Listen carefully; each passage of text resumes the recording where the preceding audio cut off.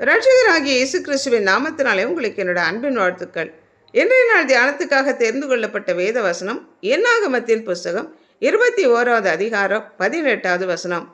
நியாய பிரமாணிக்கனின் ஏவுதலால் அதிபதிகள் கிணற்றை தோண்டினார்கள், ஜனத்தில் மேன்மக்கள் தங்கள் தண்டாயுதங்களை கொண்டு தோண்டினார்கள் என்று பாடினார்கள். செங்கடலை கடந்த பின் 3 நாட்களாக தண்ணீர் இல்லாமல் தாகத்தினால் தவித்த யாக்கோபின் சந்ததியார் மாரா என்கிற இடத்திற்கு வந்தபோது அந்த தண்ணீரை குடித்து அது கசப்பாக இருந்ததினால் தேவன் அவர்களுக்கு ஒரு மரத்தை காட்டினார். அதை அவர்கள் வெட்டி அந்த தண்ணீரில் போட்டபோது கசப்பு தன்மை நீங்கினது, மாராவின் தண்ணீர் மதுரமாக மாறினது. நம்முடைய கசப்பான வாழ்க்கையை சந்தோஷமாக மாற்றுகிற தேவன். அதைத் தொடர்ந்து ஏலீம் என்ற இடத்திற்கு வந்தபோது 12 நீரூற்றுகளும் 70 பேரீச்ச மரங்களும் இருந்த சோலைவனத்துக்கு வந்தார்கள். பாலைவன வாழ்க்கையை சோலைவனமாக மாற்றுகிற தேவன். தொடர்ந்து அவர்கள் பயணித்து ரெவிதீம் என்கிற இடத்தில் வந்தபோது தண்ணீர் இல்லாததினாலே அவர்கள் முறையிட்டார்கள். கர்த்தர் ஓரேப் மலையிலே நிற்பேன் என்றும் மூசையின் கைகோலினாலே கண்மலையை அடிக்கும்போது பாறையிலிருந்து தண்ணீர் வரும் என்றார். மூசை அப்படியே செய்தபோது திரளான தண்ணீர் புறப்பட்டு வந்தது, ஜனங்களுடைய தாகம் தீர்க்கப்பட்டது. நமக்காக அடிக்கப்பட்ட கண்மலையாம் இயேசு கிறிஸ்து. தொடர்ந்து அவர்கள் பயணம் செய்து காதேஸ் பர்னேயாவில் இருக்கும்போது கண்மலையை பார்த்து பேசு என்று கர்த்தர் சொல்லி இருக்க மூசை கண்மலை ஓங்கி 2 தரம் அடித்து தண்ணீர் வந்தது, ஜனங்களுடைய தாகம் தீர்க்கப்பட்டது.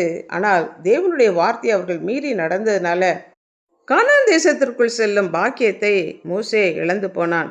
கிறிஸ்து ஒரு முறைதான் அடிக்கப்பட வேண்டும்.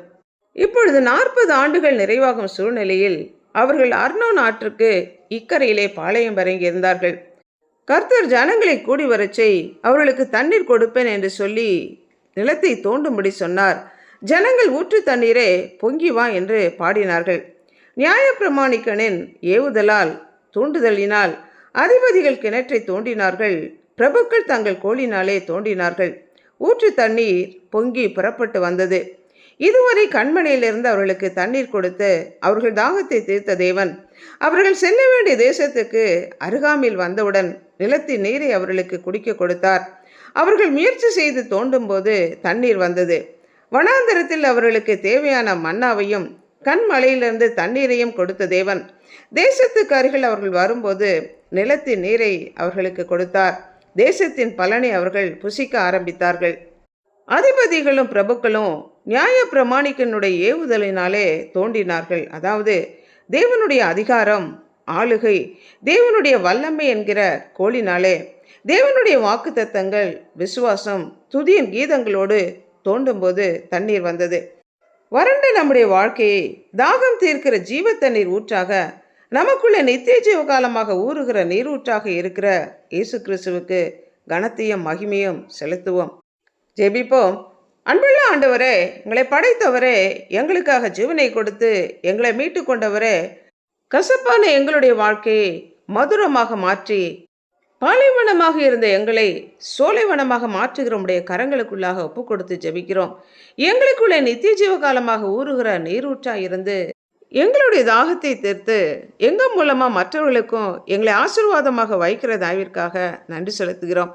கர்த்தர் எங்களுக்கு கொடுத்திருக்கிற அதிகாரத்துக்காக, தேவனுடைய வல்லமைக்காக, வாக்குத்தத்தங்களுக்காக, விசுவாசத்திற்காக நன்றி செலுத்தி உம்முடைய கரங்களுக்குள்ளாக எங்கள் ஒவ்வொருவரையும் அர்ப்பணித்து ஜெபிக்கிறோம். இயேசு கிறிஸ்துவின் நாமத்தினால் ஜெபிக்கிறோம் பிதாவே, ஆமேன்.